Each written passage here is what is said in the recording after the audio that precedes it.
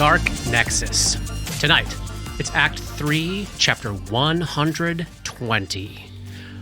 And we stand on the precipice of the most consequential cliffhanger this podcast has ever known. Robert wants to kill me right now. Yeah. Stanhope Nixon has just trodden over the corpses of Felchian Guy and Guizarm Guy and walked right up to Grip like a desperate little puppy dying for attention and approval. He has, now picture this in slow motion, extended his hand in a high five. This hand hangs in the air in this suspended moment. Nobody knows what's about to happen. We can hear his final words echoing in our ears. Yeah, Constable, we crushed them! Yeah, Nixon even said that, adding to the sweaty desperation of this moment. Right now, my friends, anything could happen. We stand, at least from Nixon's perspective, at a crossroads between the before and the after. What does Grip say in response? I'm not the fucking constable anymore. You're not without your use. But I'm not your fucking friend yet. Nixon's face goes downtrodden, Yeah. back up, Yeah. and then absolutely crushed. And the rest of the party goes, yes. as in like the fight is still happening around as his hand slowly Slowly descends. goes down. Okay, let's get ourselves resituated on the deck here because we are nearing the end of a very challenging fight. Still in rounds. Let's not call it near the end. Yeah. Let's just not do that. Okay. Thank you. We are on the Starling, at anchor on the Glass River early in the morning on the 14th of Chthona. The battle against Captain Vaydrak and his crew has bled over into the real world. We're in the mists again, those thick yellow mists from the dimension of dreams, and you can't see further than 20 feet around you. And anything that closer that's not adjacent has concealment. And help me remember that because I think I messed up a couple of reach attacks or two the last time. Where once there were 7 blue-skinned Dialathlenian mercenaries, only 1 remains. 2 failed to make the trip from one plane to the next. 3 assholes, there you go, Katie, lie dead on the decks of the Starling, Flail Guy, Felchian Guy, and Guizarm Guy. 1 dipshit is drowning in the river below you. Is that Morningstar guy?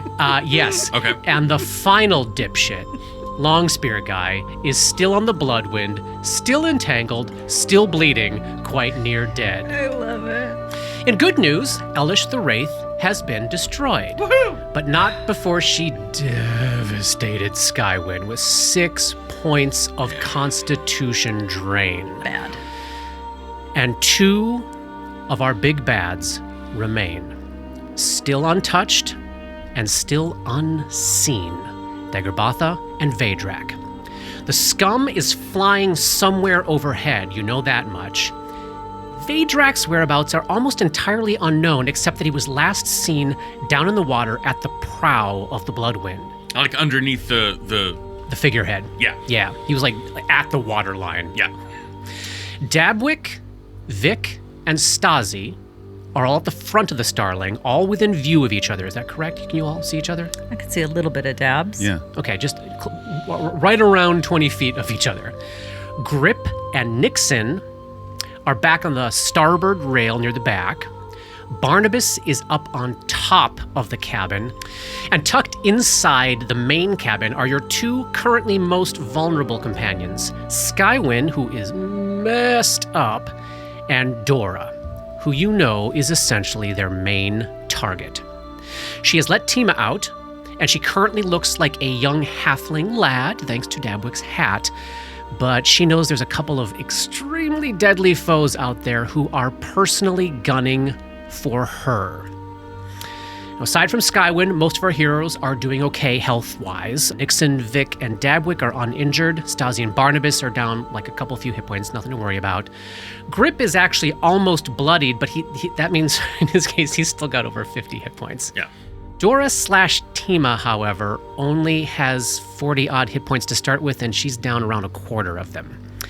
Let's see, what else here? The entire deck of the Bloodwind is still entangled with plants and vines from Dabwick. Vic also heard a cat moving around over there at some point. And Polly. Skywind is actually back up to 3 panache points. Ooh. We totally missed it in the moment, but in her last turn that she just took, she both scored a critical hit and dropped a foe to fewer than 0 hit points. Both actions that give you panache back. So if you're back up to 3, you had been down to the I got to hang on to this 1 and not use it, but you've filled it back up. Great. And what else should we review before we jump?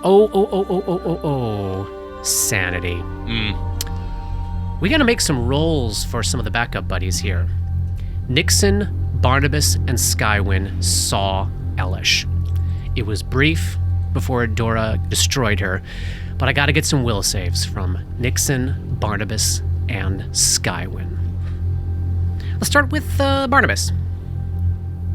27. Ooh, nice. And Nixon. 20, man. And Skywind. 19. You have all succeeded. 1 point of sanity damage for them all. That's below everybody's threshold, so nobody gets a madness out of that. Good. Okay. We are picking up. So Nixon's turn just ended. His hand has slowly dropped down. His face is crestfallen. Exactly. He's still in motion. He'll get over it. Up on top of the cabin, Barnabas is the first to see this, but then soon Dabwick, Dora, and Skywind do as well. Descending silently onto the decks from out of the yellow mists, it is Daggerbatha, this greenish, more frog-like looking scum with these intense red bloodshot eyes. Remember, he's holding this metal trident, and not only the trident, but his whole body is crackling with electricity. He drops silently down onto the deck in the open doorway on the port side of the Starling, so the north on our map here. He lands just 10 feet away from Dora, 15 feet away from Dabwick. Halfling Dora. Yes. So, Daggerbatha sees Dabwick. He has seen Dabwick before. He looks into the cabin. He sees 2 halflings he does not know. All right, we're going to make this a luck roll. He's going to go for one of the 2 of you, assuming that one of you is the witch Tima Antea in disguise. Even is Dora, odd is Skywind. He is going to go for Skywind. So ignoring the small, almost Sam-like looking halfling, slinks into the room, and especially, since that Sam-like halfling has no weapons in hand, finishes his move, moving through Tima's threatened area and lances out at Skywind with this metallic trident crackling with electricity. Parry and riposte. Okay, yeah, good, roll it up. Spend those points. 18 on the die with the cold iron rapier. What's the total? 40. Oh my god. So with lightning reflexes, Skywind was looking the other way, watching this very deadly situation with the last 2 remaining mercenaries on the deck, and then just like she hears a little slap of webbed foot on the deck, spins around, beats the trident out of the air with her rapier, and she can fucking riposte. Oh, yes. Okay, so that's a 17 on the die with the cold iron rapier. That's a critical threat, hitting armor class 39. Okay, that's a hit, critical threat. And what's the backup? Backup is a 28. Critical hit. Oh my god! Yeah. Fucking Skywind! Damage with the critical hit, 27 points of piercing. Oh shit! Go, He chose Skywind. poorly. Way to go, Captain.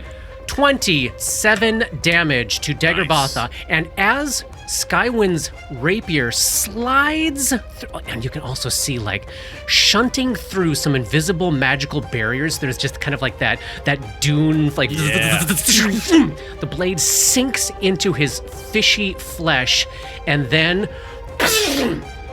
She is blasted back by a jolt of lightning that goes funneling back up the rapier into her. Oh. No save. 15 points of damage. 15 electricity damage. Does that effect seem to then go away, or is it still... Does he still have that going on? I would say it seems to diminish slightly, but Okay. not go away. Okay.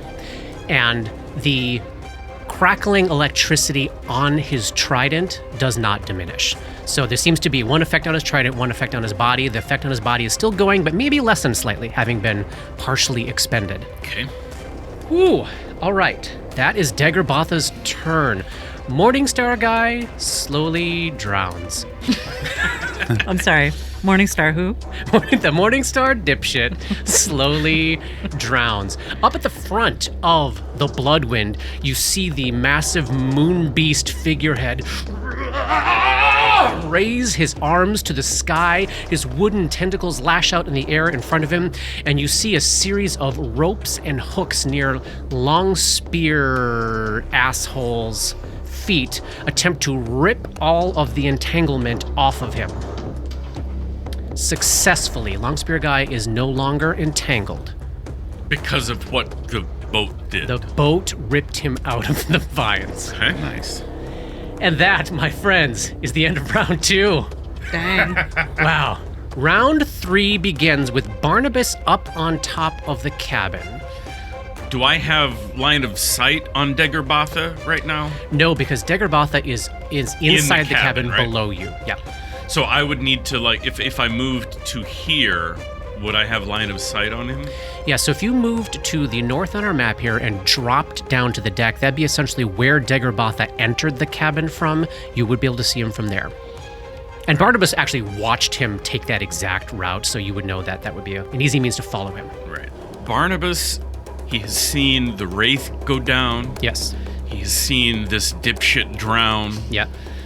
Great. So then what? Okay. Then what am I gonna do? You know what? While you're thinking about that, Nixon, as his hand is slowly going down, turns, hearing his captain Yeah. being attacked, and is like, "Captain!" And as an immediate action, rushes over there, Oh my God. stumbling past them to try to flank. So he's going to. What is this ability? He's got some cool boots. Let me read these. He's got stagger-proof boots. Uh-huh. These calf-high leather boots are inscribed with Caden Kalayan's holy symbol. The wearer can stand up from prone without provoking attacks of opportunity and gains a +4 bonus to CMD against bull rush and trip combat maneuvers. Oh, that's cool. Once per day, as an immediate action, the wearer can move up to 30 feet. Amazing. This movement provokes attacks of opportunity as normal. So he is going to... Where does Nixon go? Nixon is going to run into the cabin and then Flavor, stumbling and tripping while attempting to acrobatics his way out of getting attacked of opportunity by... although actually, once he gets We've in there, he got might have... escape route. That's right, he might not even need to. So that's... Dora could certainly 5, use your 10. escape route. Yeah, no, because of escape route, you're in the clear there. So the quarters are tight, but Skywind can reach everywhere, so you can land wherever you want in that cabin. Just leave Dora a place to get the even- fuck out of there. Even better, he is going to bounce around to here, and then to here, and then to here. So he slams off of things, bouncing around, and then ends up in Dora's space, also provoking friendly switch, so Dora can move back to the open doorway should she wish to. Friendly switch. Friendly switch is another wackadoodle feat that I took. Stanhope Nixon, I hate you so much. So let me read friendly switch to you. Dora thinks. As part of your movement or as a 5-foot step, you can move into the space occupied by an ally of your size or smaller, Okay. which displaces the ally into the space you just left. What the hell? Your ally must be willing and able to move and able to occupy the space you were in. This movement does not provoke attacks of opportunity. This does not count toward your ally's movement on their next turn.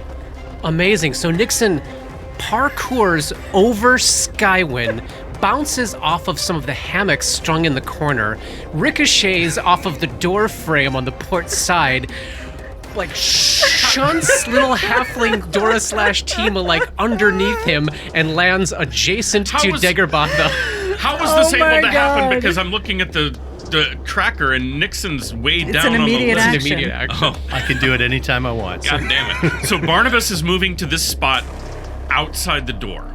So Barnabas is gonna. So he has a line of sight. I will cast Dispel Magic on Daggerbotha. That's fun. great. And that was my last 3rd level spell of the day. Well Brilliant. spent. So Barnabas targets Daggerbotha with a targeted Dispel Magic. He will make 1 Dispel check, so that's a d20 plus your caster level. And you compare it to the spell with the highest caster level that is in effect on Daggerbotha. If that is successful, you end the spell. If not, we keep going down. You keep trying additional spells. So d20, my caster level, I am 8, so that's d20 plus 8. Natural fucking 1. Unfortunate. So Barnabas lands down there, and I have to imagine. Thanks, Nixon. This is like the spell. You complete the spell as this fucking hedgehog is like tumbling through the room, tossing halflings, and your focus is a little bit disrupted, and the spell has no effect on Daggerbotha. Oh, sad, but very fun idea. Up next is Skywin with only 1/3 of her hit points left, and her max hit points are reduced down to less than half of her what she started with at. Yeah, Skywin's down to 12 hit points. So she's adjacent to Daggerbotha, adjacent to Nyx, adjacent to Gripper, who was out on the rail there. Being adjacent to Nyx doesn't offer this outflanking unless I'm flanking with somebody. Correct. But you do know that you could take an attack and move, because they would be unable to get an attack of opportunity off at you due to escape route. So yeah, you could take a single attack at your highest attack bonus and then get out without suffering an attack of opportunity. But the last time they attacked, They got shocked. yeah. It's true. And for a significant amount of damage. For an amount that could maybe Yes. kill her. Yeah. Right. But I can move, Skywin can move through Comrade's space, Yep. no problem, right? Yeah, and because of this escape route, you're basically clear to go anywhere you want inside that small cabin, because Right. all of your allies have reach on all of those squares. Skywin's going to use the opportunity that Nixon provided with this distracting ridiculousness and escape to the north next to Barnabas to get into a little bit of a protected position and maybe solicit some healing. I see. Okay, so landing between Barnabas and Dabwick up on the port side rail there, north on our map, near to a couple of healers, and also potentially having eyes on angles of the ship that a lot of other folks don't have at the moment. Yeah. Okay, Stasi is up. Stasi is way at the front of the ship. Yeah. Can see Vic. Can see Dabwick. Yep. She's going to head west to see what she can see. That's 5, 10. She has haste. 15. 20. Look. Daggerbotha in the doorway. So you run into Gripper. You can see Morningstar dipshit In the drowning water. to the 25. left of you. 30. 35. 40. Flanking Daggerbotha with Nyx. All right, great. So with a nice hasted move coming all the way to the back of the ship and landing in So is this flank. an outflank with Nyx? This is an outflank with Nyx situation. Your flanking bonus goes from +2 to +7. 35. Yeah, it's a hit. 14 weapon damage. Yep. 16 sneak attack. 4 precise, so we're up to 34. And I don't know if I remembered this before, but I don't know if it mattered. Maybe that guy died. I also have bleeding attack. I don't think we did that before. Read that out. A rogue with this ability can cause living opponents to bleed by hitting them with a sneak attack. This attack causes the target to take 1 additional point of damage each round for each die of the rogue's sneak attack. 3. 3. Excellent. And you get to choose some sort of penalty too, right? Like bewildered, disoriented, or yeah. something hampered. So Stasi also makes Daggerbotha bewildered. And what does This that is do? a debilitating injury Uh-huh. because of her sneak attack. At 4th level, whenever a rogue deals sneak attack damage to a foe, she can also debilitate the target of her attack, causing it to take a penalty for 1 round, and I get to choose. And the one I choose is Bewildered. Target becomes bewildered, taking a -2 penalty to AC. Mm-hmm. Target takes an additional -2 penalty to AC against all attacks made by the rogue, which would be Fantastic. great if I hadn't had to move and I could do a full attack. Yes. But, yeah. Devastating blow. Winter the Dagger slides into Daggerbotha's side, nearly killing him, but still shunting back a big electrical jolt into Stasi. 6 points of electricity damage. And then, Robert, Yes. it does seem to fizzle out on his body. Fantastic. So Stasi soaked it up. It looks like there might be no electricity left on that. And Fellow. he's hurting. Oh yeah. Yeah. And bleeding. Oh, yeah. It looks Oh, like yeah, for it sure. looks Oh, like, yeah, he's bleeding. looks Hurting in fact pretty bad. as though he might bleed about half of his life away at the top of his next turn. Something like that. Poor guy. All right. Is he gonna run away? Is he gonna run away again? I'd like to see him try. Because he is well and thoroughly surrounded. Dabwick is up. Dabwick's up at the front of the ship, can probably see Vic, I'm guessing. Can see Skywin and Barnabas. Skywin is in a bad way, and pretty much not much else, right? That's right. Dabwick is on the hunt for Grip. Is looking for Grip and is in Oh, a no. hurry. So, 2, Wait, 3. what? Why? They What? turned. Give me a sense motive check, Robert. Are you For real? joking? Dabwick uses their move to run around the cabin to find Grip, finds Grip at the end of their move, and ever so quickly but gently places their tiny hands around Grip's giant fist and says, "Shocking grasp. Can't hurt you anymore. Not for now." And casts spell immunity, Shocking Grasp, on Grip. Oh my god. Oh, how cool. Oh, Dabwick wants Grip to kill Vadrak. How long does that last, my little friend? It will probably last the duration of this fight. Let's see here. The rest of- 80, Spell immunity. 80 minutes. Have we 80 ever minutes. seen that before? Nope. I don't think so. I don't think so. I don't know that I've ever seen anybody Yeah, cast ever, spell in immunity anything. in a So, campaign. What a Paul, you can great- actually pick 2 spells. Vampiric Touch. I'm not joking. That's a viable option. That's one of the most deadly magic It spells. is one of Yeah. the most deadly magic spells out there. If you can do it, that sounds like a good one That's too. a 3rd level spell. Yeah. Great. All right. So, Vampiric Touch and Shocking Grasp. Oh, Everybody now- line up behind Grip. So now Grip has unbeatable spell resistance against those 2 spells. I'm gonna cry. I mean it. That's amazing. How unexpected and how fun. So, Entangle. At the end of Dabwick's turn, I've got to roll another reflex save for the fucking asshole over on the Bloodwind. Here we go. long spear guy? Long spear guy. Wait, didn't the Long spear boat dipshit. Didn't the boat free them? Yes, but because we're now back on your turn, the vines try again. Yay! Vines are the best. Oh yes! Success! He's fucking entangled again. Does the ship does the ship make is a, like a like, pouty "Screw face? you." I just did the rah, rah, rah, rah, rah. I mean, that's amazing to think of. Like literally, the ship pulls this long spear guy out of it, and then the vines just go Nope. and just grab right hold of him You again. fucking dipshit. Dude. No, wait, no. Okay. Skywind's sheltering wall ticks down. And we're back to Longspear Guy. Yay. Oh, okay. He gets out on his first move. Oh, and this is He has to jump over. has to jump on top over. of the Yeah. bodies of his dead He does. friends. And like through. Well, no, he can go. All right, he's going to move just a little bit towards the stern of his ship and attempt to jump over on top of the corpse of Guizarm Guy. Hey, look at that. One thing went right for him. So right now he is 10 feet away from Grip to the east, 10 feet away from Stasi to the north, but remember that he has a long spear, so you are in his reach. Yep. That's his whole turn. That's his whole great turn. And hey, the Gripper's up. Yes. All right, Gripper, you've got eyes on Daggerbatha and you've got eyes on Longspear Guy.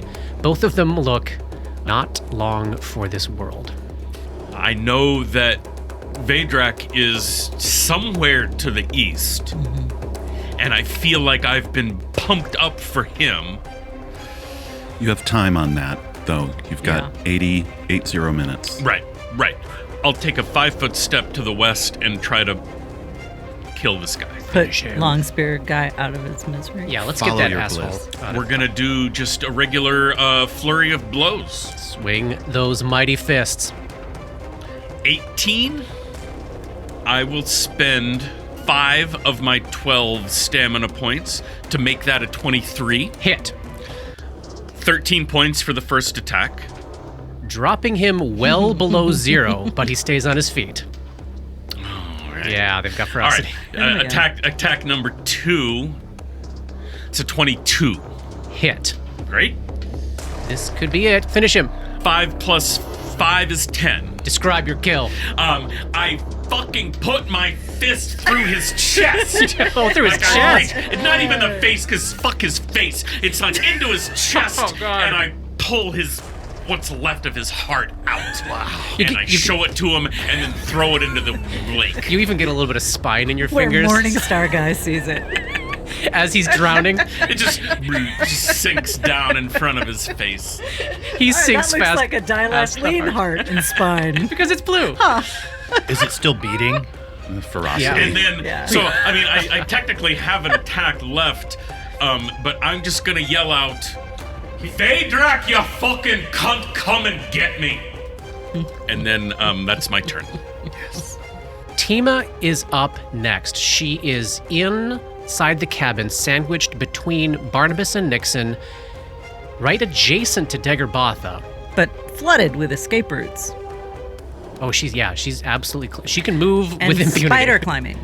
Yes, absolutely. So she'd like to climb up into this corner and insultingly, Uh-huh. as if it couldn't possibly matter less, she will summon cruelty for this pathetic creature who walked into his own doom here and cast Mind Thrust on him.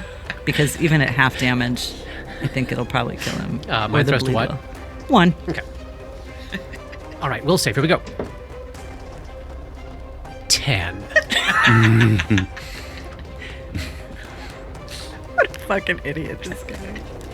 Daggerbatha looks over at this halfling in the corner and his eyes narrow. Yeah. I picked the wrong one. Yeah, just at the last second realizing what's happening as Tima delivers 26 points of damage. He is down, gone, and past con dead as brains go spraying out of his ears and nose, and his lifeless body crumples to the ground. Daggerbatha, who was supposed to be a one-shot encounter in Book 2, has finally died. God, that feels good. That feels so fucking good for him to be dead. She should have never let you go in the first place. Big green slime. Oh, Dora. It's going to be fun to go back and listen to that episode now when we're all laughing at what a fuck up he is and knowing exactly how he ends. That's going to be a fun re-listen. Vic is up. Vic is now alone at the front of the ship. And Vic, you told me the last thing I heard was like a cat. You heard that early in the combat. You heard a cat near the back end of the Bloodwind. When Dabwit cast Entangle and the whole deck just suddenly sprouted up with vines and stuff, you heard a hissing and scratching and mewing of some annoyed feline creature way back there fighting off the entanglement. Let's not worry about the familiar from right now. Okay. And I have seen no Vedrak. Correct. All right. Vic takes a moment to take an extract of Channel Vigor. And where does he shunt that channeled vigor into in his body? He shunts it into his torso, gaining a +6 competence bonus on fortitude saving throws and concentration checks. Awesome. Nice. +6. And then he is going to start looking around. So he is going to be moving himself and trying to see what he can see as he moves himself closer to the bow of our ship to see if he can see anything on the Bloodwind. And you have seen invisibility. Yeah, I've right? got it, see invisibility and stuff like that going. All right, give me a perception check. I'm going to spend a point of inspiration. To add another 4 for a 24. Standing up at the prow of the Starling, with a clear view down both sides of it into the water, you do not see anything moving around down there. And I didn't see anything like unexplained water footsteps on our deck. That is correct. That's correct, yes. Okay. All right, well, that's my turn. Oh, one last thing. Mm-hmm. I will reload as a free action with the special alchemical cartridge. Ooh. And then to Dora's horror. Oh, wait, it's Tima. And Tima doesn't experience horror. Dora is the only person who can see as the invisible Vedrak climbs out of the glass river up onto the deck of the Starling, adjacent to Barnabas, who is completely unaware of his presence. Just west of Barnabas there? Barnabas doesn't know. But yes. Motherfucker. And at this point, Katie, Vedrak has cast aside all of the comforting pretenses that he lives, breathes, and moves like something from your universe. How the hell does his body work? He's moving now like Weirlai did at the very end, like he has 9 or 10 joints per limb, like pieces of him have been tucked inside of himself and are now starting to creep and spill out. He's twitching like a stop motion animation glitch unfolding at lightning speed. Let's check Tima's sanity. With a lot of creatures, we'll only be checking the first time you ever encounter them, but some things, like denizens of Leng, are another story. At least for now, we're still checking sanity against them. Just gonna check and see how many action points we have left. Where is Dora in relation to where Vedrak just appeared? Tima is currently tucked inside the northeast corner of the cabin. Gotcha. Yep. 24. Keeping it? Yeah. That's a save. 2 sanity damage under your threshold, bringing Dora to 5. He stares at Tima. From over the top of his black silk scarf, sort of cocks his head weirdly a little too far, like almost perfectly at a 90-degree angle, like a human shouldn't be able to do. You can tell he's trying to ascertain who is this halfling? Who's driving?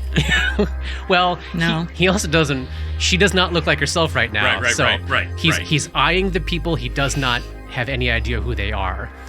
Regardless, he's going to plow through Barnabas. That's his first step here. OB, here we go. This will be a flat-footed attack because he is invisible. God, his armor class is so bad. Did you beat a 15? Did you beat a 15? Did you crit? With the 2 on the die, I still beat a 15, yeah.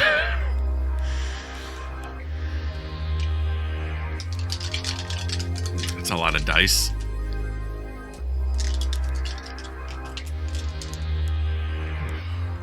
$31 points of damage to Barnabas, which just comes absolutely out of nowhere. Like Barnabas is watching Skywind move past him when just suddenly, like, scimitar slashes right across his back, divesting him of over half of his hit points in a single blow. Yep. At which point, Vedrak becomes visible to all involved. Anybody who can currently see him, I need to check your sanity as well. That's Barnabas, Skywind, Nixon? Can Stasi? This is a will save, yes? Will save. Stasi, yes, Stasi can see him. Nixon can see him. Dabwick cannot, I think. Correct. Oh, natural 20 for Stasi. Natural 20 for Stasi. Nixon. Nixon got a 6. Oh. Nixon is Great. What we need is an insane Stanhope Nixon. Nixon is just like, oh my god, what is that? What is that, man? Yeah, he fully unprepared. What the fuck just revealed? Game over, man. Barnabas. 14. That's a 3 on the die. Oh, God. Skywin. 15. That is 4 sanity damage for Skywin, Barnabas, and Nixon. Awesome. 2 for Stasi. 2 for Stasi. Driving Barnabas, Nixon, and Skywin mad. Oh my god. Oh, fantastic. Oh my god. What is what's the crunch of melancholia? Feels very Barnabas. That seems like a direction he would be pulled. Oh, yeah. So that would result in... actually, I don't tell you the crunch, but if that feels right, then I would say... Let's look at that path for him. That's fun. Definitely leaning toward either phobia or mania. Yeah, that makes sense. Phobia. You gotta... I feel like Skywin's changed forever by this trip, right? Oh my god, because she's also near dead. Right. Yeah. And she this wasn't whole supposed to come adventure. until book 6.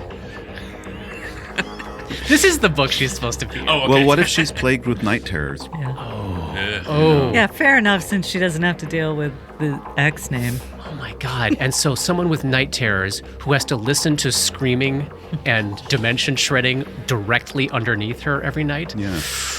I like that. I mean, I don't like it, but I like the story. What do you think it is for Nixon?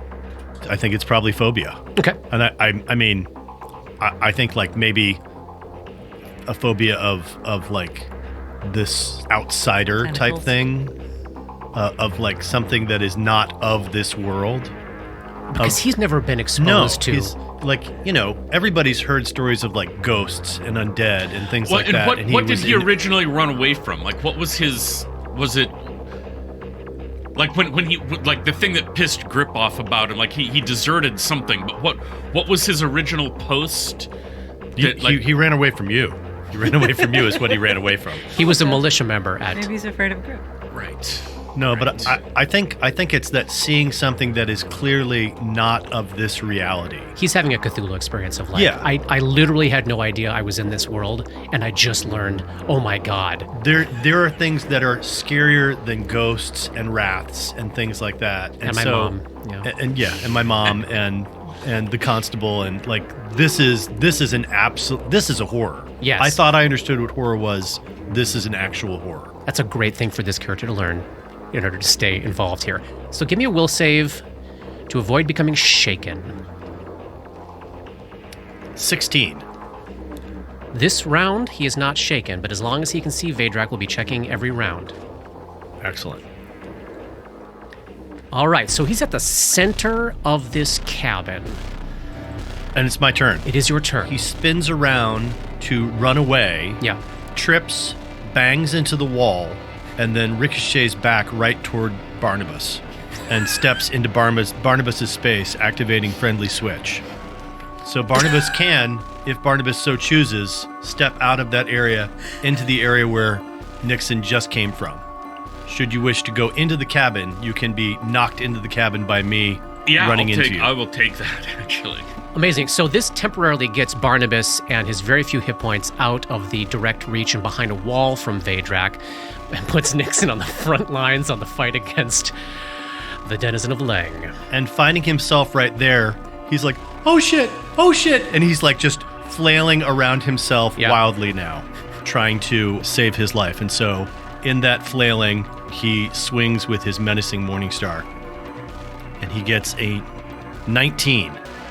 So Nixon didn't see this, but remember a few episodes back when Gripper was firing arrows at the approaching Bloodwind, and a couple of times Vedrak just calmly stepped to the side to avoid an arrow just thudding into the deck. He just like calmly steps to the side and watches this Morningstar go past his face, completely unfazed.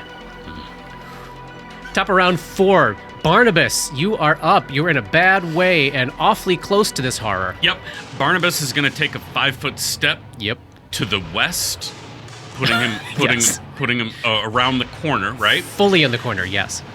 So if he were to cast a spell, he would not provoke from here, correct? 100%. He's going to cast his last 2nd level spell and cast Cure Mod on himself. Yes. Heal thyself he gets 13. That's his turn. Skywind's up next. Her sense of self-preservation is taking hold here because she had just moved into this spot to try and get healed by Barnabas, and Barnabas needed it for themselves. Sorry. No, that's quite And all right. Dabwick ran out of her view And into Dabwick the, ran into out the of fog. her view, so she's going to see if she can follow where Dabwick went Yep. and go around the corner. Yeah. That's their whole turn. Basically getting as far away on this ship from Vedrak as she possibly can. She's Yeah. got Dabwick and Grip, I'm guessing, too, in sight? Yep. Yep, great. Stasi's up next. Stasi has not been driven mad by this thing, but I think, some of this, what exactly is the shit they can't talk to me about? There might be a certain piece of, something might be sinking into her head of the level of threat that they're dealing with as she faces down something the likes of which she couldn't even comprehend before this moment. Sort of her flavor. Yeah. But one thing that Inquisitors are really good at is identifying creatures. So, in the off chance there's anything else for the group at large to learn about denizens of Lang, she's going to make a planes check and add her wisdom bonus to it for a 32. So just top level reminders. As long as they're not on Lang, they've got fast healing. Their completely abnormal internal anatomy means they have a 50% chance to treat any crit or sneak attack or any precision damage against them as a normal hit. Immune to poison. Highly resistant, as in 30, to cold and electricity. Spell resistance. And then they attack like rogues with sneak attack. I think this party has gotten everything that there is to know about like a baseline denizen of Lang, but of course that you're now dealing with class-leveled denizens of Lang. So any little bit of knowledge that Stasi had been on the outside of in terms of what these things are and do, I think she's summoning to mind. Not that she was on the outside of this, because she was part of those roles back in Book 2. She just had never seen it before. She'd never laid eyes on the horror. Stasi draws and drinks a potion of bark skin. Yes, get that armor class up. If you want to take a 5-foot step, She will take a 5-foot step into the cabin to sort of clear the path for Grimmer. clear the path and see what she can see. Okay. And take a look at Tima / Dora / this halfling and kind of tilt her head. Like, oh, so this is what we're talking about. Yeah. That's her turn. Dabwick is up. Dabwick is aware that the nightmare has entered the fight, but of course can't see it. All the way across the boat, through the mists, across another whole series of rooms. Yeah. Dabwick climbs up to the top of the cabin. Yep. I want to get onto the roof just to where I can lay eyes on and target Vadrak. So Dabwick climbs up on top of the cabin, makes their way across to the north on our map here, the port side, and comes within view of Vedrak. Let's check your sanity, buddy. Okay, we'll save. 32. Good old Dabs. Good old Dabs. That's a save. That's They take 2 points of sanity damage, which is under their threshold. They, like Dora, are now at 5. He succeeded. and still took 2. Fuck, I don't want to turn this corner. Right? Do you remember how many sanity damage Grip has right now? I know it's not good. It's 10. Dabwick's going to cast a spell they haven't cast before. Ooh, what is this? Dabwick lays eyes on Vedrak Yeah. and snaps their fingers twice, and a flame strike drops down from the heavens, half divine damage, half fire damage, and targets the square just to the west of Vedrak to catch them in the 10-foot cylinder. Vertical column of divine fire. All right, so this spell is subject to spell resistance. I want to use an action point to raise my caster level by 2. Nice. All right, so this will raise the potential damage and give you an extra 2 on your caster level check against his spell resistance. So that's a d20 plus 8 for my caster level plus 2. So d20 plus 10 right now. Come on, Debs. Come on. That's a 24 total. The spell penetrates. Yes. So that will be 10d6 points of fire damage, or half is fire, half is just divine power that cannot be resisted. Dang. So you want me to roll fire first and then divine? Just roll Just 10d6. to It's roll all one 10d6. thing. Yeah. Okay. Oh, this is not great. 5, 10, 17. It's great. Don't pretend It's it's all not great. It's great. Crispy critter. First blood on Ooh, Vadrak. that's pretty good. 41 points. Oh my god, dropping a druid flame bomb on this denizen of land. 41 points of fire and divine damage. Damage of pure understanding. Capital U. Understand this, Vadrak. He does understand Fucking guy. that this fucking halfling is a threat. Gripper, you hear the sounds of an alien monster from another reality screaming in agony, and you can smell, oh god, the charred denizen of Lang flesh. Strangely delicious smelling. Oh, like you want to almost eat it. I want to at least hit it. So Grip's got to get in this, even though it's gonna fucking suck when he sees it. Yeah. And it might drive him even more insane than he already is. But he can't not dive into the fray. Yeah. So he's gonna move. He's going to come around the corner and close with Vadrak. Oh, flanking with Nixon now. Yep. As Grip comes face to face with this horror who has begun to unleash the true vileness that is his own body. Let's check Gripper's sanity. That's a will save. 19. Oh, nice. Keeping it. I'm gonna keep it. Success. 2 more points of sanity damage, bringing you to 12. 12 sanity damage for the Gripper. He is edging so close to his current edge of 19. Only 7 more points, and he's permanently mad. Not permanently. He's majorly mad. And then he goes. And then he goes away.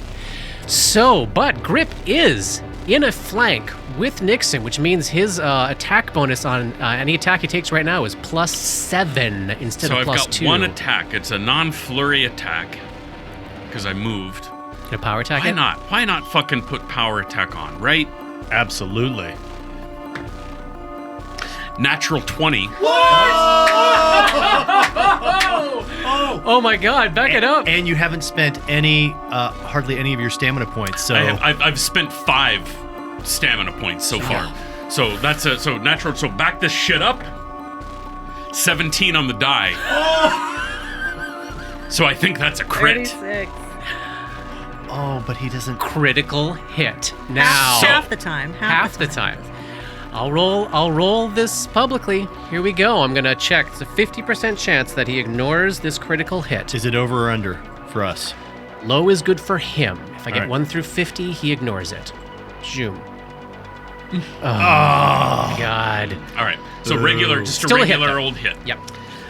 So that's 1d10 plus 11 Yeah. is my damage.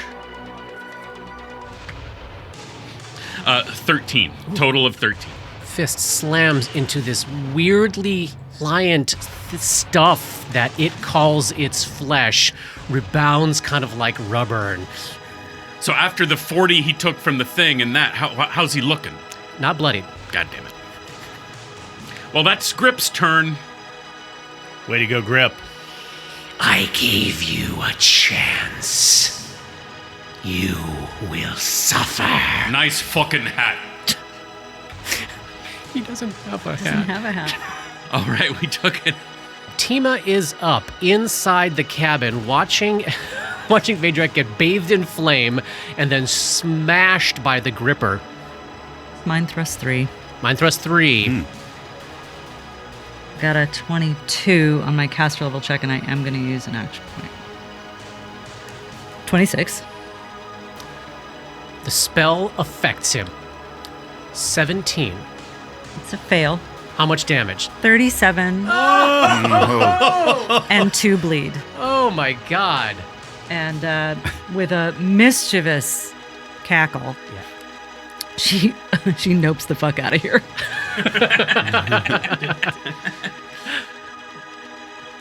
He does appear to be bloodied at this point. Whoa, that's so much damage so quickly. Vic is up. Vic is as far away from this as possible, but can hear it happening. Vic's way up at the prow. Vic is going to take a 30-foot movement and Yeah. use an acrobatics check to jump up onto the top of the cabin, if possible. Roll it up. 22. You're good.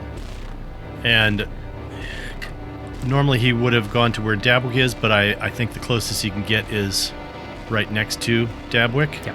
But I would imagine that he can still easily see Vedrak and Yes. lean down and Yep. he will narrow his eyes at Vedrak, making him his study target, and pull the trigger. And I think even from this angle, no soft cover from Nixon. Like you are above this. Just so firing into melee. you're just firing into melee. Sounds good. That is a 21 touch. And I'm going to spend 2 points of inspiration to add to it. Adding 5 more points to make it a 26 touch attack. That's a hit.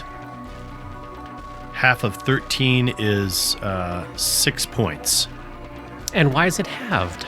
Because he just shot him with a gray dust cartridge. Okay, Which remind me of means this. that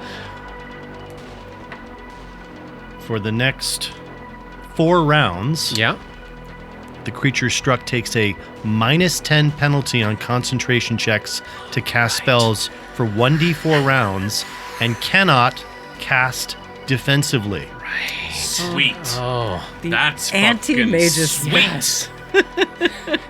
stripping the surrounded magus of the ability to cast spells, or of the ability to do so with impunity.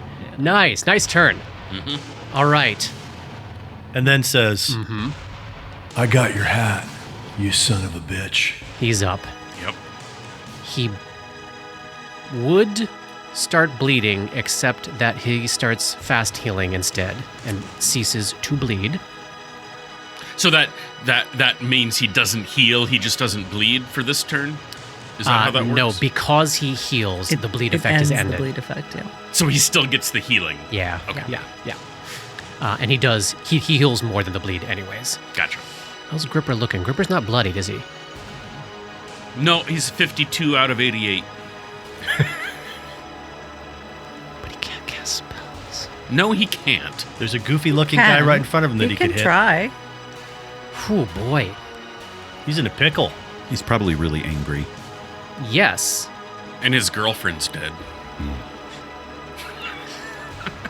So the question here is unleash a full attack on these two people right around him, Nixon and Gripper, who he cares a lot less about than trying to find Dora or getting vengeance on the fucker who just shot him after stealing his hat. All right, he's going to go after Hat Guy. I love it. He's going to attempt to tumble his way out of the threatened area of Nixon and Grip onto the top of the cabin. And Rob is hoping, I don't regret this, because if he biffs this and this is the end of him, So many attacks of opportunity. Most embarrassing then way it's to go. on. Oh, yeah, I can't do it. He can't do that. He's just got to go. He doesn't know. He's gotta go but he to doesn't know, right? Yeah, he's going to try. That's what he wants. He wants to kill the guy who took his hat. Yeah. Okay. 23 Fail. against Nixon. Fail. What about Gripper? Well, This is against your CMD. My CMD is 24. That grips is pretty good. Probably pretty good. 27 is my CMD. Oh. Okay, well, Oh, man. let's start we'll go in initiative order here. Let's start with Nixon. Nixon, take a swing. Nixon, as he tries to jump up, Nixon is still just like wildly swinging and stuff. He's at this point sort of grabbed onto his Morningstar a little bit tougher using the deed Hilt Hammer. The swashbuckler can activate this deed before rolling the attack roll when making an attack that would benefit from precise strike. An attack altered this way deals only half the normal damage from precise strike, but this damage is not treated as precision damage. Oh. So you do Nice. half the Gets through. damage, but it's It goes never through. precision. That's it's just cool. considered like wild brute stuff, and it doesn't take an action or anything And like it's fun that. to flavor do. with your weird swashbuckler weapon of a Morningstar. Exactly. Yeah. That is a weird swashbuckler. I mean, since Because it's it is called, technically piercing, but it's like, yeah. well, I mean, it's Hilt Hammer, where like literally, like the idea is that instead of like stabbing it, you go bam with the hilt of your thing. Love it. All right, roll it up with your +7 attack bonus for your flank there. And +3 from Blood for the Empire. Yeah.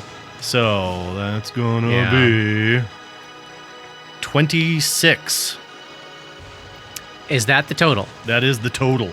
He dodges out of the way. Gripper. That's a 7 on the die. Plus 19 is a 26. I'm going to spend 5 more stamina points. Do it. 31. Is 31 your final answer? Yes. Hit. For 16 points of damage. Oh, wow.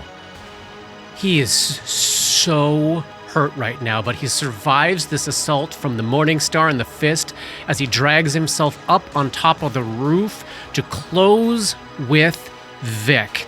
And as he reaches Vic, the black scarf explodes off his face, exposing that repulsive collection of teeth and flesh and tentacles and mandibles and tongues that erupts from the yawning chasm of his face.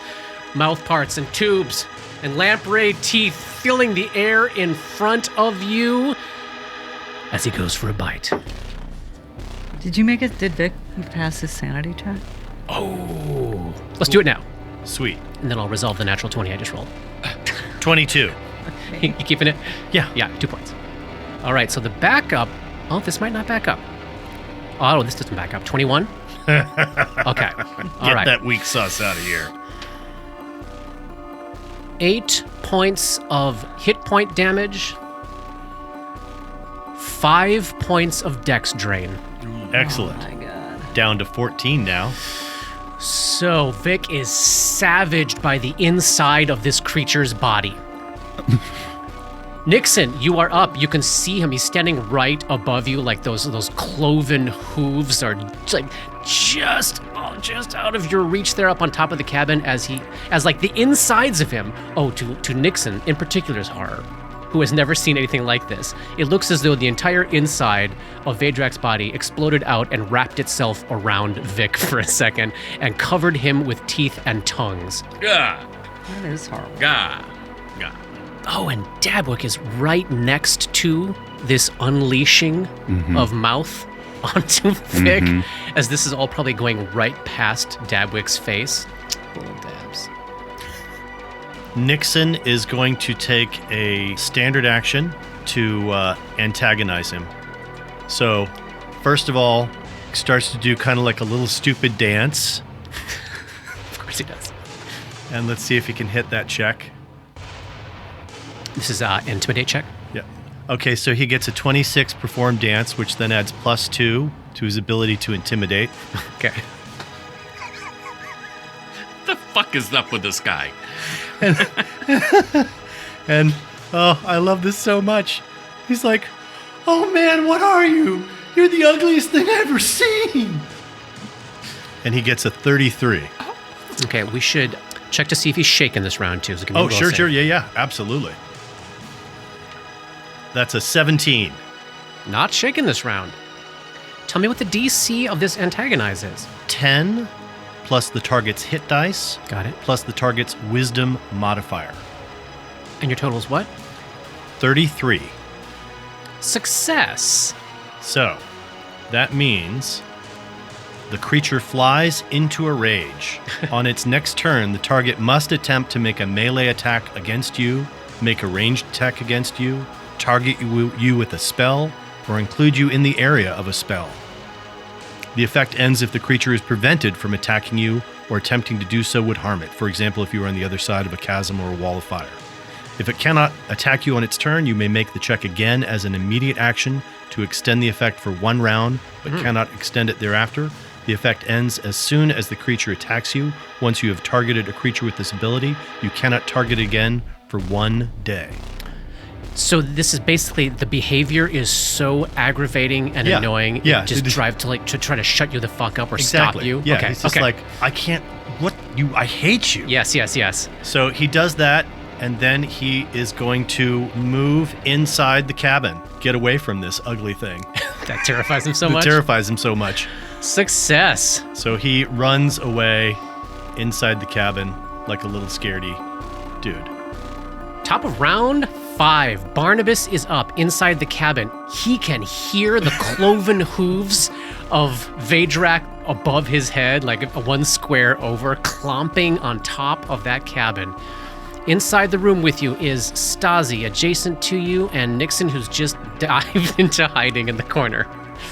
He will move those 10 feet. Yeah. And then he will cast ear-piercing scream. Silently screaming through Dabwick's legs towards Vedrak from below. All right, is that subject to spell resistance? It is. All right, so roll that up. A D20 plus my caster level? Correct. 20. Penetration. Nice! He gets a will save for half. 25 on level save. So he is not dazed. And he takes 2 points of sonic damage. Oh, the indignity. He's thrown into a rage by Nixon, peppered with sonic damage from a screaming fox man. Definitely gonna get worse. Yes. Skywind's up. I imagine Skywind's sting. Yeah, like she's in a bad way. Skywind's out of the fight. Okay. Stasi, does Stasi want to get in the fight? Yeah, how far does Stasi have to go to the west to be able to see him? If she goes all the way to the rudder, to the back of the ship, you can see him up there. She's gonna throw a dagger at him. Bring it. No, 22. 22. All right, so dagger probably pings off of some of the many various deflection effects that Vedrak has Does going. she have a cigarette hanging out of her mouth? Yes. Because that's how I picture it. Perfect. And her hat is down way over her eyes. All right, Dabwick, it may be up to you. You are adjacent to Vedrak on top of this ship as people are throwing sonic damage and daggers at anything. They're throwing the kitchen sink at this thing to kill it. This is a tough place for a spellcaster to be. Yeah. There's almost nowhere you can go on the cabin here to get out of his reach. Yeah. He did just get struck by Vic, and so you know that he is unable to take attacks of opportunity. Oh. So Dabwick would know that. Dabwick would know that. You can So- cast freely. So Dabwick's gonna cast Snowball. Snowball. He's just up there like, they're throwing first level spells at me. Masterwork daggers. All right, the so fuck? let's check against spell resistance. Give me a caster level check. No, that's a 11. All right, so form an elemental ball of ice and snow and hurl it at him, and it just sort of dissipates harmlessly as it hits his body. Ooh, you want a 5-foot step anywhere just to get anywhere? I don't know where you go, but you want to hang by Vic and hope for the best. I'm gonna hang by Vic and hope for the best. Gripper is up. Gripper is down below. I can climb and get a one attack in, right? You sure can. Then let's do that. Give me a So climb we'll- check or an we'll move acrobatics there. check to get up on top of the cabin there. Yeah, that's a 19 on the die, so that's a 30. So Grip scrambles up on top of the cabin and moves into a flank with Vic across Vedrak. So a plus 20. Come on, come on. Come on, Gripper. 17 on the die for a 37. Hit. 13 points of damage. Oh, nice. And the three of you up top watch in amazement as Grip's fist lands into this blasphemous flesh, and it just immediately turns into mist and steam. It starts evaporating, and you hear... Vedrak dies screaming, returned to the slave pits of Lang. But he leaves all his stuff, right? He does. That's the end of chapter 120. We'll pick up next time. Oh my gosh, we took a lot of sanity damage. Yeah.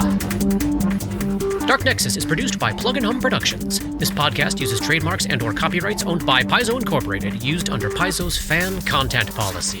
This podcast is not published, endorsed, or specifically approved by Paizo. For more information about Paizo Inc. and Paizo products, please visit paizo.com. That's Paizo.com. Dark Nexus uses music and soundscapes by Syrinscape. Check them out at Syrinscape.com. That's Syrinscape.com. Opening and closing themes, along with additional music composed by Rob Kauzlaric. Artwork for Dark Nexus is by Matt Wahlquist.